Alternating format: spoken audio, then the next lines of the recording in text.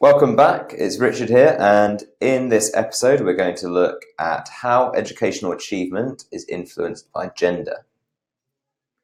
So, many factors impact girls' academic achievement, including internal and external factors, differences in the subject choices that girls take, and gender identity.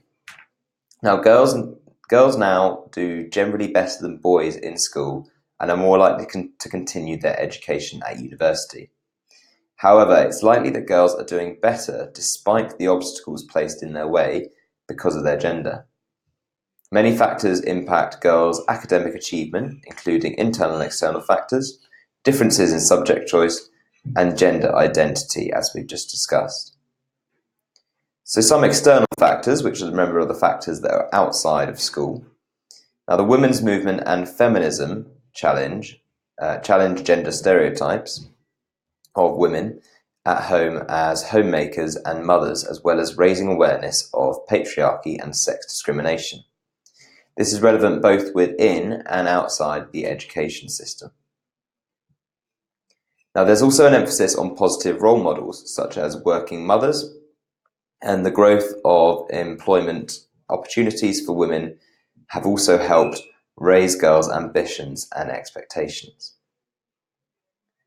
Now, boys may lack the same ambition as girls because of declining opportunities and the role of the male breadwinner, often referred to as the crisis of masculinity.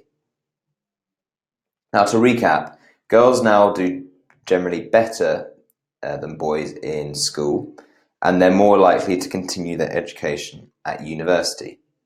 And some argue that boys lack the same ambition as girls because of declining opportunities, and the role of the male breadwinner has also declined in its how often it occurs, and that is sometimes referred to as the crisis of masculinity. So remember that many factors impact a girl's academic achievement at school, including internal and external factors, differences in subject choice, and gender identity. And to look a bit more at some internal factors, so that's factors that are affected inside the school. So there's more emphasis on equal opportunities for girls, encouraging them into once male-dominated subjects, for example, like science, technology, engineering, and maths. And it also drives to reduce gender stereotyping in the classroom. Now, girls are seen to work harder in schools and be better organised and more motivated than boys. And girls are likely to form pro-school subcultures that encourage peer groups, while boys are more likely to form antisocial school subcultures, emphasising masculinity and laddish behaviour. Girls are generally more mature at an earlier age than boys, which also encourages them to take school more seriously than boys.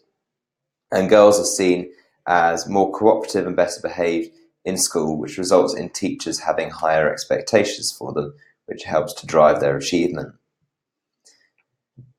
Girls also have a tendency to underestimate and downplay their ability, while boys overestimate theirs. Girls tend to read more and discuss their schoolwork more often than boys, developing language and reasoning skills that give them an advantage over boys in their future.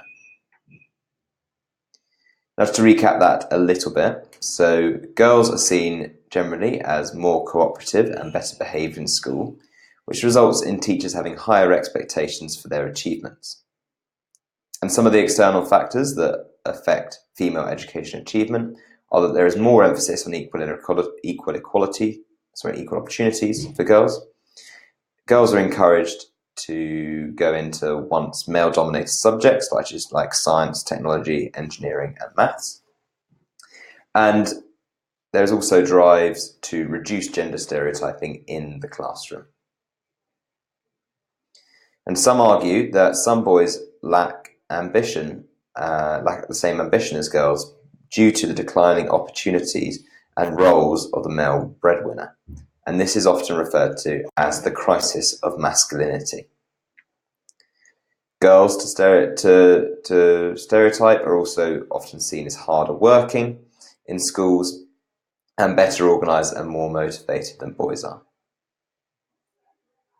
So to look a bit at the subject choice that girls make, so females and males in mainstream schools tend to choose different subjects at GCSE and A level.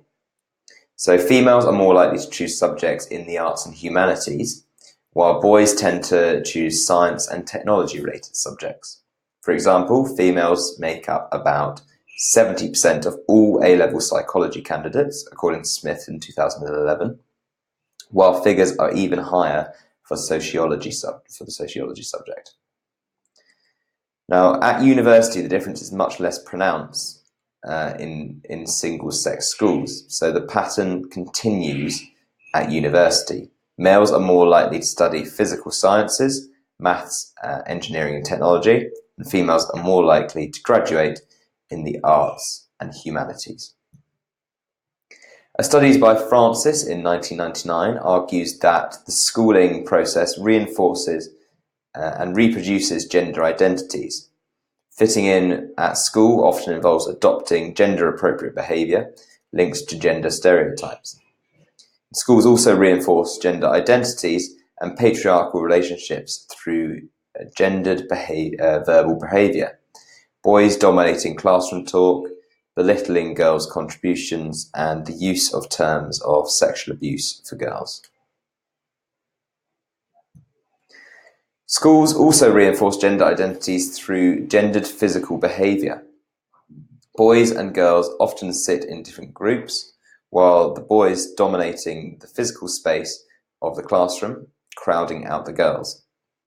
Teachers might also have different explanations for boys and girls, viewing boys as naturally boisterous and disruptive, while expecting girls to be more quiet and well-behaved. A range of factors can explain girls' higher academic performance over boys, some from inside the classroom and others from outside. Any explanation must account for both of these. Remember, girls do better in school, but even this performance could be improved if boys didn't tend to dominate and often disrupt classroom, which take up teacher time and marginalise girls in the classroom. And the differences in subject choice might limit girls' future career trajectories, and gender is not the only explanation for the difference in achievement. There's also social class and ethnicity, which are other important factors. So to recap that a little bit, schools reinforce gender identities through gendered physical behaviour. Boys and girls often sit in different groups. It's one of the ways that they do that. And there's also the tendency for boys to dominate the physical space of the classroom, which crowd out girls in their education. And there's also different subject choices taken by boys and girls, and they might limit girls' future career trajectories. Now, to recap the Smith study from 2011, can you remember what percentage of females make up all A-level psychology candidates? If you remember, it's around 70%, and with sociology, it's even higher than that. A higher percentage than that are female candidates. And just to recap, right from the beginning of the session, girls generally do better than boys at school, and they're also more likely to continue their education at university.